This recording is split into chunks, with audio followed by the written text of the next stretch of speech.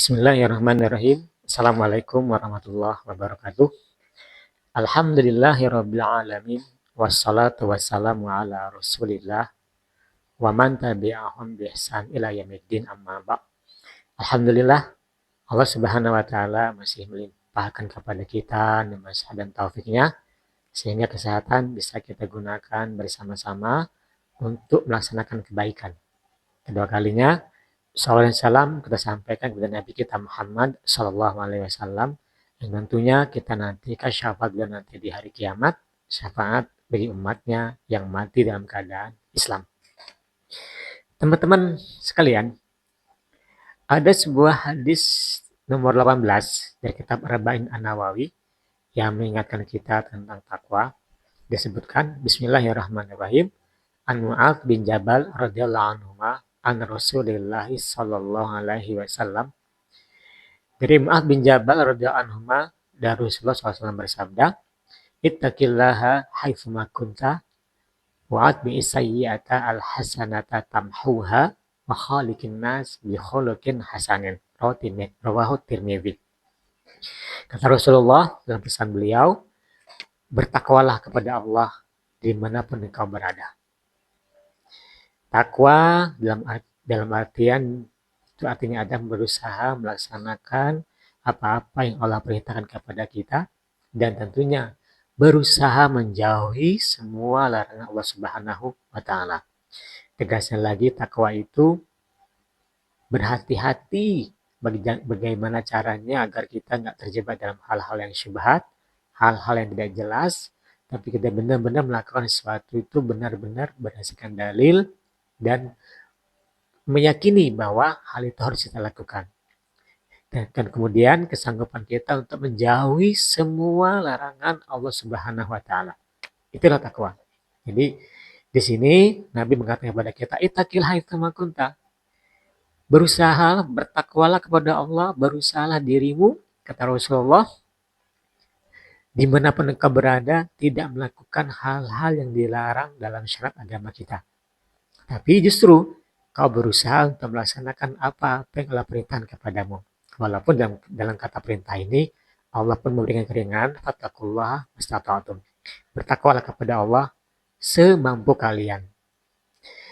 Maka di hadis ini menegaskan kepada kita, ittaqillah haitsuma kunta. Bertakwalah kepada Allah dimanapun engkau berada. Wa'ad bi'isayyi'ata al-hasanata tamhuha. Yang kedua kata Rasulullah, iringi setiap keburukan yang kau lakukan dengan kebaikan.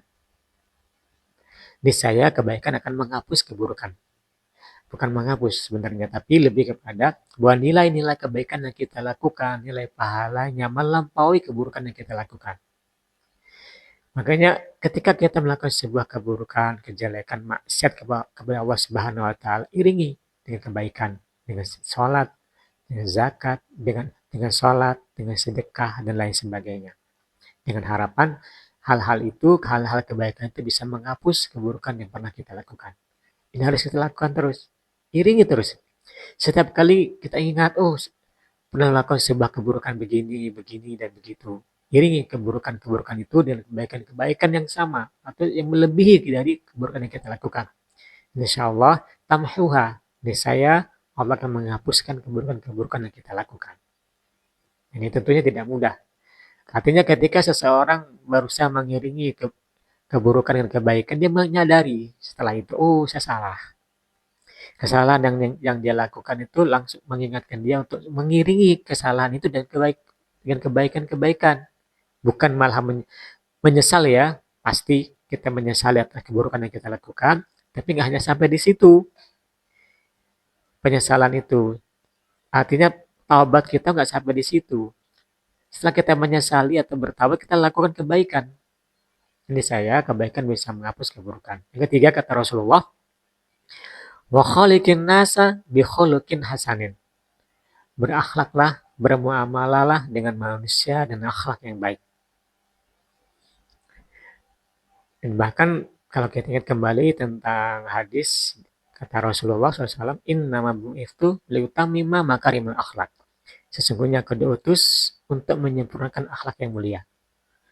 Jadi konsep Islam itu sebenarnya lebih kepada etika dan moral, ya, bahwa pelaksanaan syariat atau keimanan kita itu akan tercermin dari perilaku kita atau moral kita.